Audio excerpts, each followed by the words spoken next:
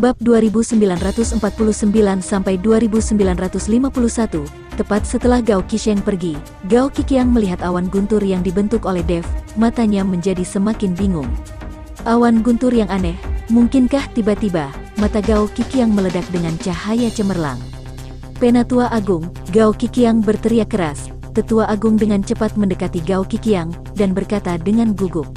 Patriark, apa Anda punya perintah? Tetua Agung belum pernah melihat Gao Qiqiang begitu bersemangat seperti ini sebelumnya. Beritahu semua orang di keluarga Gao, dan segera suruh mereka keluar dari kamar dan bawa ke halaman, peluang yang besar akan terjadi cepat. Tubuh bersemangat Gao Qiqiang sedikit gemetar, Penatua Agung tampak bingung saat ini, dan bertanya dengan suara rendah, Patriark, peluang seperti apa yang akan Anda miliki? Gao Qiqiang tidak mengatakan apa-apa, segera, Penatua Agung meminta semua orang di keluarga Gao untuk meninggalkan ruangan dan berdiri di halaman, tidak terkecuali Gao Qisheng, dia masih dengan enggan menuruti perintah kakaknya. Apakah kakak gila? Mengapa dia tidak bisa menunggu di kamar saja jika itu begitu baik? Dia juga mengatakan bahwa akan ada peluang besar, mana peluang besar itu? Tidak hanya Gao Qisheng, bahkan seluruh keluarga Gao membicarakannya, tidak tahu apa yang terjadi pada Gao Qiqiang, apalagi tak terlihat adanya peluang besar yang Gao Qiqiang bicarakan. Saat semua orang sedang berdiskusi, tiba-tiba ada ledakan. Gemuruh awan guntur yang telah lama ditunggu-tunggu akhirnya mengeluarkan serangan petir pertama. Guntur langit dikelilingi oleh kilat, dan itu menghantam Dev yang berada di halaman dengan ganas dalam sekejap. Melihat bencana petir ini, hati semua orang sedikit gemetar. Dan ketika Dev disambar petir pertama, matanya tiba-tiba terbuka, dan seluruh tubuhnya langsung terangkat ke udara, tubuhnya melayang di udara. Awan guntur menyerang Dev dengan keras, dan dalam sekejap, cahaya keemasan melintas di sekitar Dev. Segera setelah itu, bencana guntur kedua juga datang dalam sekejap, tanpa memberi Dev kesempatan untuk bernafas. Bencana petir ini langsung menghancurkan semua pakaian Dev, dan lapisan sisik emas menutupi seluruh tubuh Dev. Tubuh emas yang tidak bisa dihancurkan diaktifkan, dan Dev tidak tahu berapa banyak bencana guntur yang akan menyerangnya. Jika dia tidak bisa menahannya, semua upaya yang dia lakukan sebelumnya akan sia-sia, bukan saja kekuatannya tidak bertambah, tapi dia mungkin akan terluka dan kekuatannya akan mengalami kemunduran. Serangkaian bencana guntur menghantam tubuh Dev tanpa henti, dan kekuatannya menjadi semakin kuat. Dev melayang di udara, tanpa rasa takut sedikit pun di matanya. Bukankah ini keterlaluan? Berapa banyak bencana guntur yang akan terjadi? Bencana guntur ke-9, ini adalah bencana guntur ke-9. Bukankah itu berarti dia telah melampaui alam komposit? Saya khawatir dia tidak akan bisa mengatasinya, orang ini terlalu gila. Semua orang di keluarga Gao berdiskusi, dan pada saat yang sama, mereka iri dengan tubuh Dev yang kuat. Gao Qisheng, yang awalnya memandang rendah Dev, saat ini menatap Dev dengan penuh rasa iri. Melihat Dev dibombardir oleh bencana guntur, dan tubuhnya tak terguncang sedikitpun, ada pandangan kekaguman di matanya. Gao Qiqiang memiliki senyum di wajahnya, dan diam-diam menatap Dev di udara. Kurang satu lagi, dan itu akan menjadi bencana guntur terakhir, aku yakin kamu bisa melawan. Gao Qiqiang bergumam pada dirinya sendiri, tepat setelah kata-kata Gao Qiqiang jatuh, guntur ke-10 terdengar, dan guntur serta kilat menghantam Dev dengan keras. Kali ini, tubuh Dev terus bergetar di udara, semua orang membuka mulutnya lebar-lebar, wajah mereka penuh ketidakpercayaan. 10 kesengsaraan guntur, ini terlalu gila, terutama bencana guntur terakhir, guntur dan kilat yang terlihat sangat tebal menyambar Dev.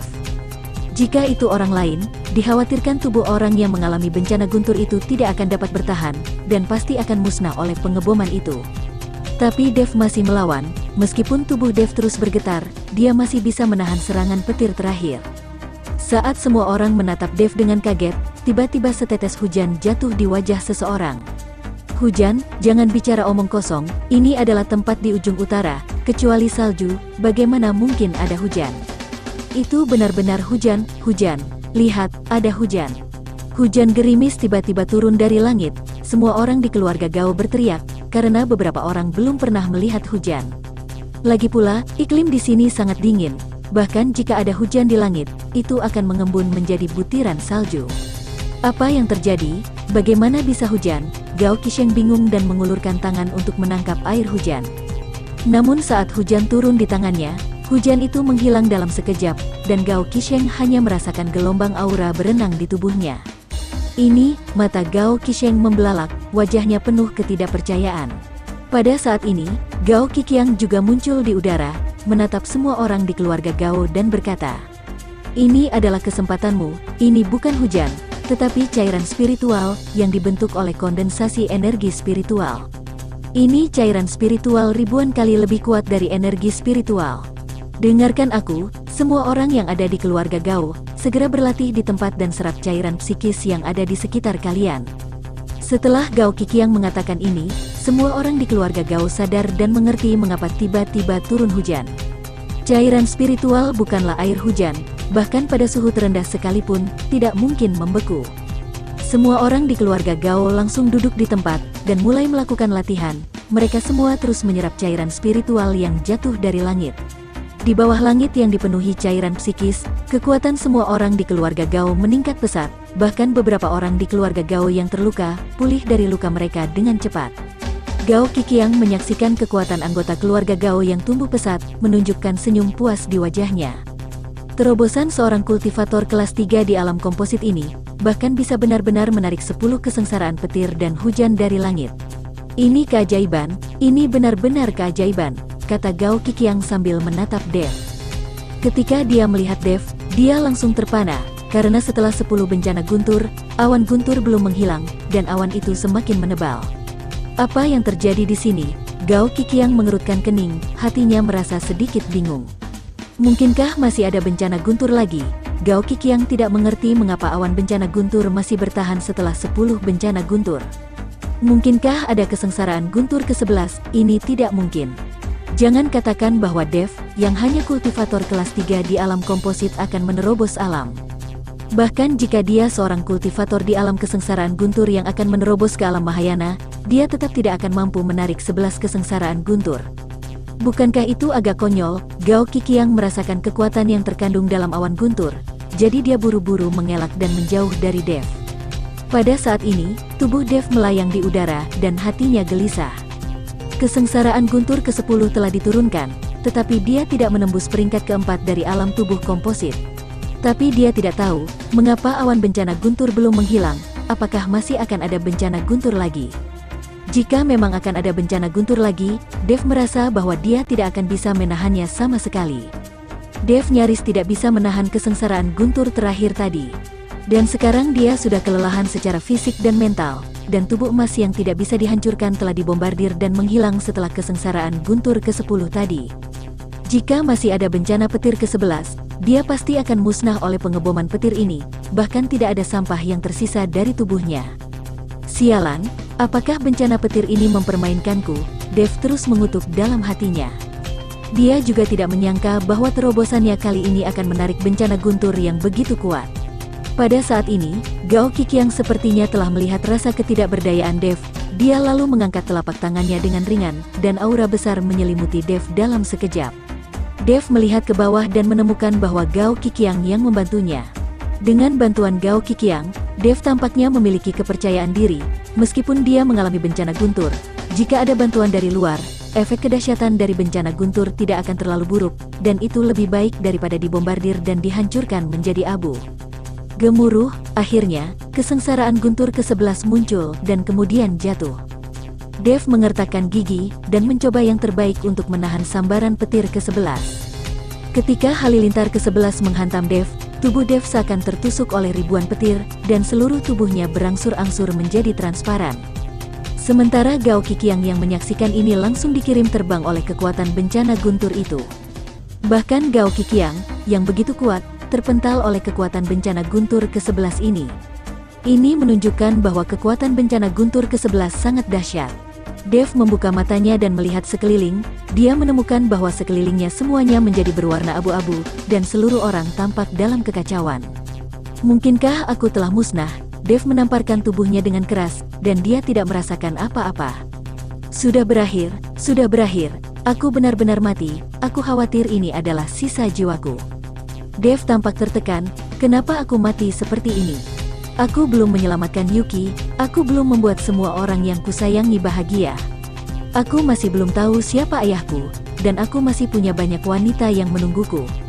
Aku tidak bisa mati, aku tidak bisa mati, teriak Dev. Tetapi tidak peduli seberapa keras Dev mencoba, dia tidak bisa mengeluarkan suara, hanya terasa tangisan di dalam hatinya saja. Tidak tahu berapa lama itu terjadi, tapi Dev sudah mulai pasrah pada takdirnya. Dia berbaring dengan tenang, mengambang di ruang abu-abu. Pada saat ini, Gao Qiqiang menatap langit dengan keterkejutan di matanya. Awan guntur menghilang, tetapi Dev juga menghilang, seolah-olah dia telah diteleportasi, atau menghilang begitu saja menjadi abu. Apa ini? Perubahan mendadak ini membuat Gao Qiqiang mengerutkan kening. Gemuruh Dev, yang sedang berbaring di ruang abu-abu, tiba-tiba mendengar suara keras, dan kemudian ruang tempat dia berada mulai bergetar. Buku emas tanpa kata perlahan melayang di depan Dev. Melihat buku emas tanpa kata, Dev menjadi bersemangat seketika, dan buru-buru berteriak pada buku emas tanpa kata. Apakah aku belum mati? Apakah saya tidak mati? Buku emas tanpa kata berada di lautan pengetahuan Dev, dan sekarang tiba-tiba muncul. Ini membuktikan bahwa Dev belum mati. Kecemerlangan warna-warni yang beriak bersinar dari buku emas tanpa kata, dan langsung menyinari tubuh Dev, dan kemudian kecemerlangan menyebar dari kaki Dev ke sekitarnya, di mana cahaya kecemerlangan itu lewat ruang abu-abu mulai dihilangkan. Buku emas tanpa kata perlahan menghilang, sementara kecemerlangan warna-warni di bawah kaki Dev terus menyebar ke sekeliling, seolah-olah itu tidak terbatas. Apa yang terjadi di sini? Dev tertegun, tidak mengerti apa yang sedang terjadi. Pada saat ini, Gao Qiang tiba-tiba menemukan Dev yang telah menghilang sebelumnya. Kali ini, tubuh Dev memancarkan kecemerlangan warna-warni. Gao Qiqiang melompat dan mendatangi Dev, lalu berbisik, Tuan Dev, Tuan Dev." Tetapi dia akhirnya berteriak beberapa kali, tetapi Dev tidak menanggapi. Meskipun matanya terbuka, tetapi tatapannya tidak terlihat cerah sama sekali. Gao Qiqiang mengerutkan kening, lalu mengamati dengan cermat, dan akhirnya mengerti, perasaan ilahi langsung menembus tubuh Dev. Dev yang sedang linglung saat ini, tiba-tiba menemukan bahwa Gao Qiqiang muncul di depannya. "Patriark Gao, apa yang terjadi di sini?" Dev sangat bingung dan tidak mengerti apa yang terjadi. Nyatanya, Gao Qiqiang juga terlihat bingung. Dev menghilang lalu muncul kembali, lalu tubuhnya dikelilingi oleh kecemerlangan warna-warni. Gao Qiqiang juga tak tahu apa yang sedang terjadi, terutama pada saat Dev menghilang. "Kemana dia pergi tadi, Tuan Dev?" Saya tidak tahu apa yang terjadi. Bagaimana lautan kesadaran Anda menjadi seperti ini?"